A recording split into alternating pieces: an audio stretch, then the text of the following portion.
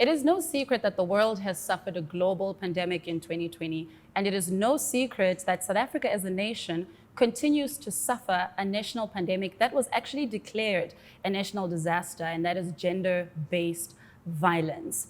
Ladies and gentlemen, I am Michelle Lima, and I am the ambassador of Baqhawefazi. That is not only a legacy movement that is aimed at raising awareness around the matter, but it is also aimed at using the arts to create more awareness, tell more stories, and we are doing that through this Win the Fight campaign. I'm also honored to be sitting with the South African Minister of Arts and Culture, Mr. Nathi Mthethwa. Thank you so much for joining me.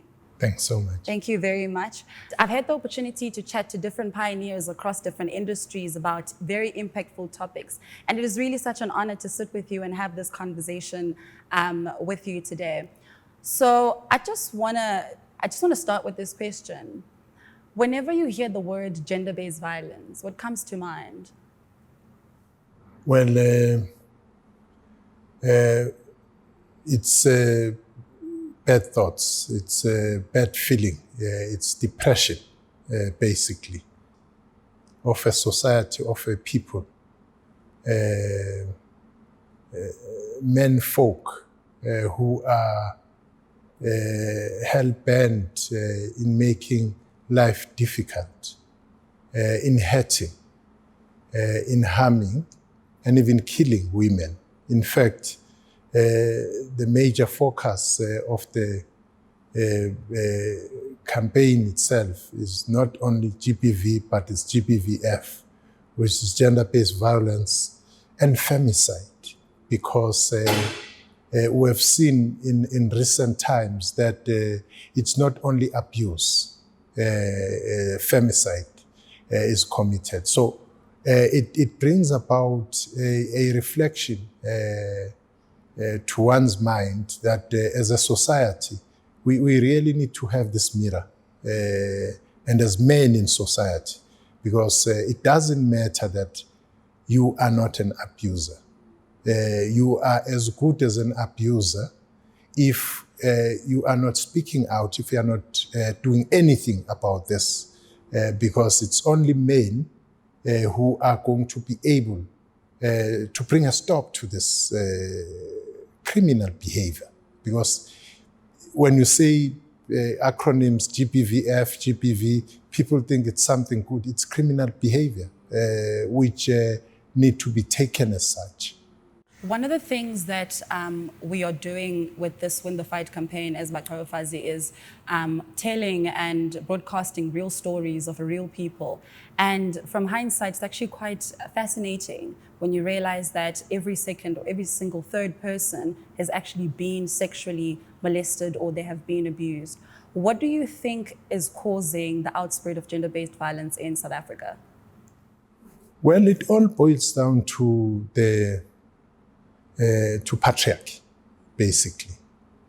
If we can, as a society, deal with this paradigm, we'll go a long way. We are here today in this center. It's the Freedom Park. Now, the freedom which we fought for, amongst other things, was about the freedom to be yourself, to express yourself freely, to do whatever you want to do in your society without any fear of any human being. So we're still your own compatriots, which are men. In fact, men over time have been known as these protectors of society, protectors of children, protectors of women. Even in ancient times, when there were wars, people will spare women any harm or hurt. So we don't know what is happening today, where men are killing women. And most of these men are not strangers to these women. These are people whom these women look up to for protection, for love, but they then kill them. And I like the line of Baqhawefazi of highlighting the real stories of real people. Because sometimes if you engage in such a discussion, it becomes a declaration, but we need to be engaging on real issues, so where real people are able to put across their plight. That is why we believe that as the department that we need to have some focus to the boy child. It's quite interesting you mentioned that, because the biggest question that we always ask ourselves is, why is it so much in South Africa? What do you think is the issue with our South African culture that causes gender-based violence? I don't think it's culture, because if you look at South Africa with the 11 official languages and you trace the indigenous languages and people, where they come from a situation and an environment where women were respected, where women were given an opportunity, where women were spoiled, were loved, were protected. So it can't be culture, even though we know that culture is dynamic, is not static, and so on. But nobody would say, it is in my culture that I must beat a woman, I must kill a woman.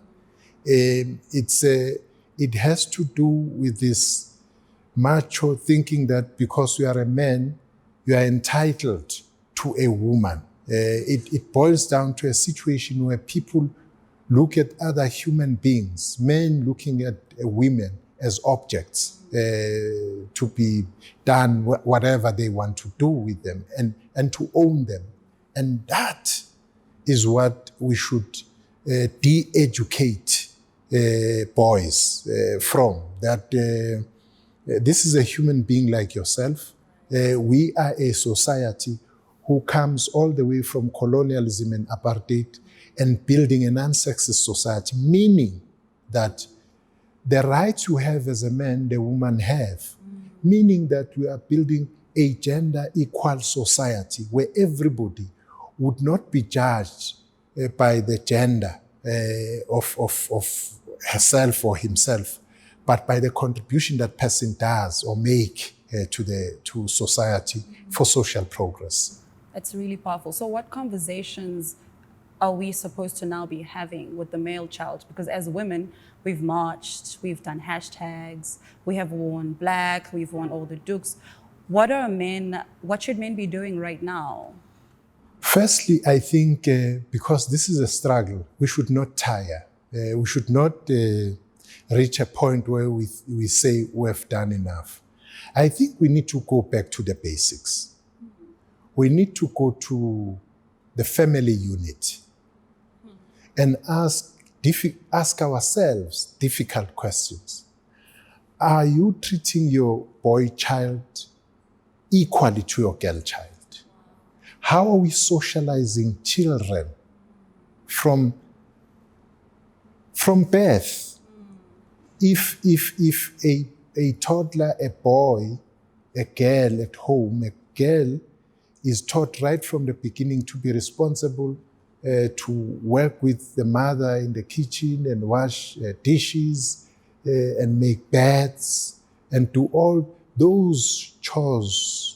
Those domestic chores are very important, because if you then say to your boy that you can sleep in your bed, but don't worry about making it. Just get up and go and play football and play whatever sport. Your sisters would do. Let's start there.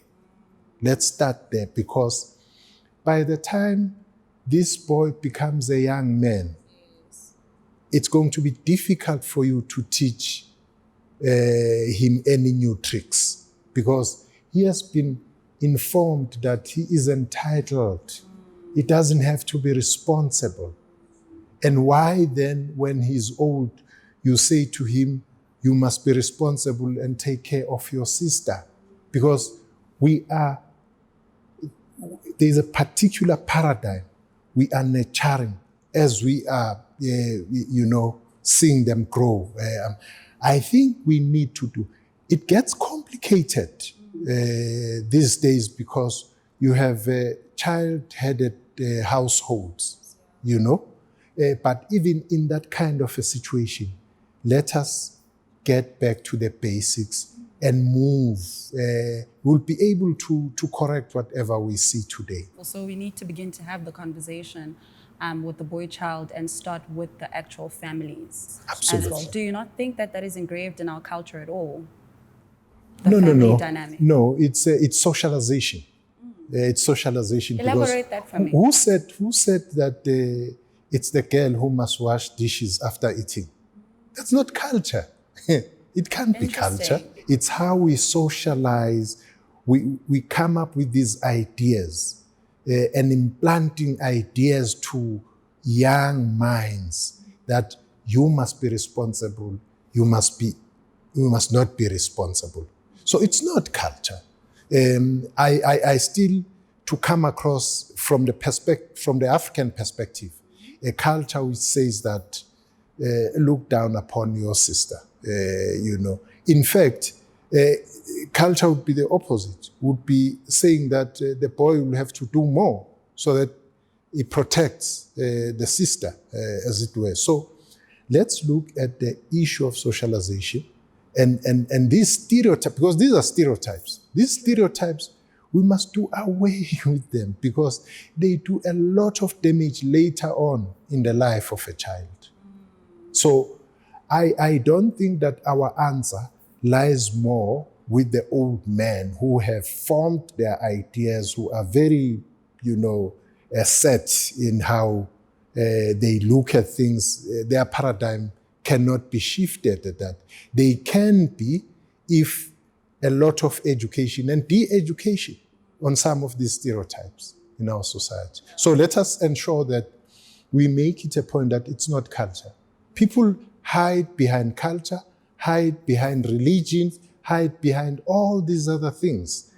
If there is a religion which allows perpetuation of subjugating women, then it's a wrong religion. If there is culture which says that men are superior than women and women are just objects, it's a wrong culture. And by the way, culture is not static. Culture is dynamic. Culture is informed by the objective and subjective conditions.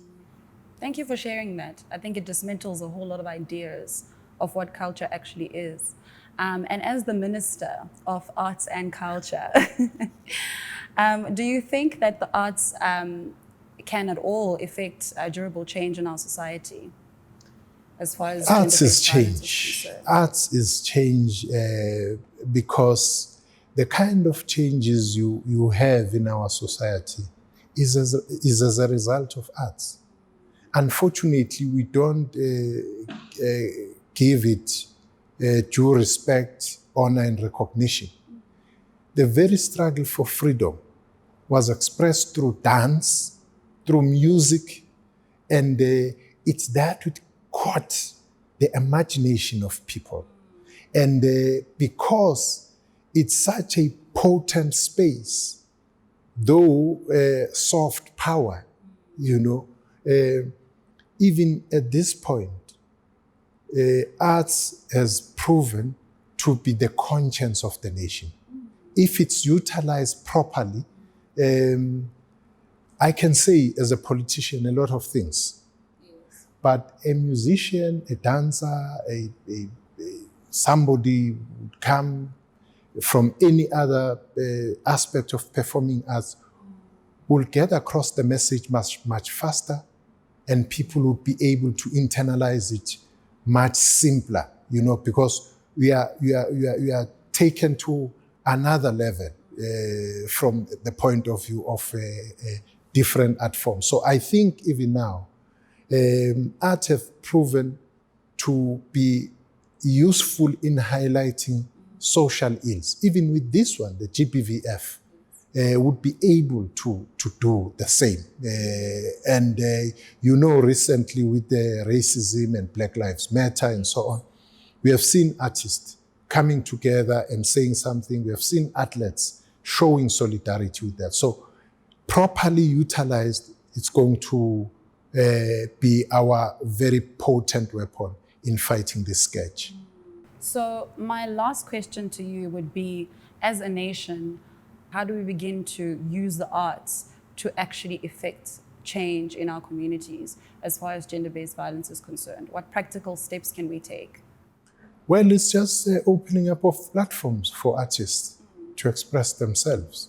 In fact, you and I are late because they are doing it on their own as we speak. You know, they are speaking out, they are singing, they are those who are poets, they are making poems on this matter. They have been over a period of time. And it has taken, decades, because if you look, the artist, one of the world-renowned, Brakaifa Semenya, if you look at his old song, he will talk about amadoda who are not supposed to beat women, who are supposed to love women. So it has been there. It's just that we live in this era where things happen in real time, and we're able to use a lot of ICT to highlight these things. But some of these tendencies and some of these things have been happening over a period of time. Yeah, it's in the messaging. Yeah. It is. Thank you so much, Pleasure, Minister Michelle. Nathi Mthethwa, for joining me and having this conversation with us. Pleasure is We mine. really appreciate all the work that you're doing and just taking the time to actually just conversate with us. Thank you so much. My pleasure.